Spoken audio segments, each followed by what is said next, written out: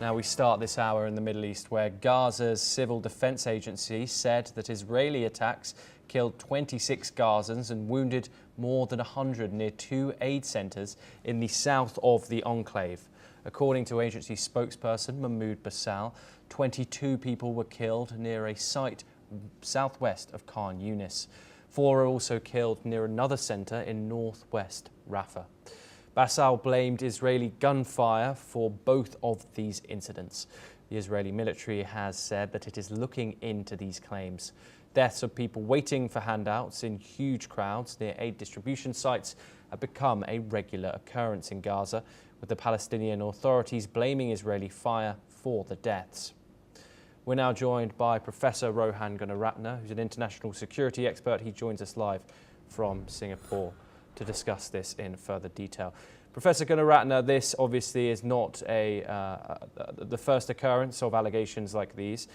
We've seen reported deaths at aid sites throughout the time that the Gaza Humanitarian Foundation has been in operation in the Gaza Strip. What do incidents like this reveal about the current rules and engagement by Israeli troops and around these aid centers in Gaza? You're correct, because we have seen a number of such incidents. It's because there is no proper organization and no proper control of the people approaching these aid centers. The IDF, having experienced so many attacks, are very concerned that there is no orderly movement of Palestinians towards those aid centers, and that is why those attacks have taken place. And also because there is no central authority regulating the movement of those people.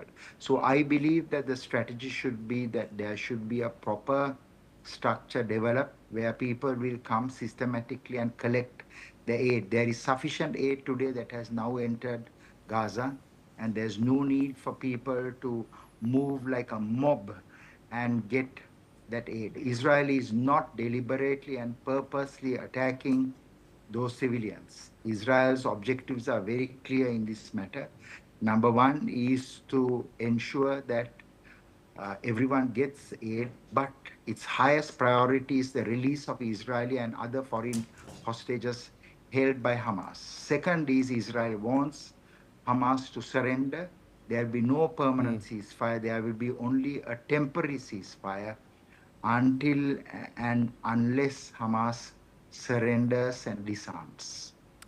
Professor Gunaratne, the IDF has said that it's going to open an investigation into this incident. Now, we've heard this before, one being just a couple of days ago when 3 people were killed in a church in the Gaza Strip. Another when 8 children were killed queuing up to get water.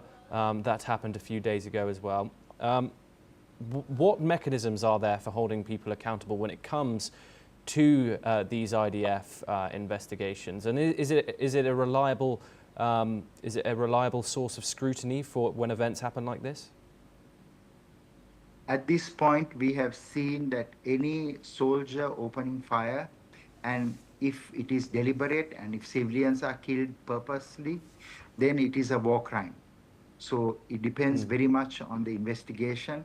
Certainly, we have seen in the past IDF soldiers being prosecuted for civilian deaths. But today there is significant scrutiny on the part of Israel as well as other international organizations that IDF is very precise in their operations. But unfortunately, because Hamas is using churches, mosques, and other places of religious worship, as well as hospitals and schools, we have seen quite a large number of Palestinian civilians being killed. But I do not think that any soldier will purposely and deliberate kill civilians, because if that happens, there will be an investigation. Yes, Professor Rohan Gunaratne, you are staying with us to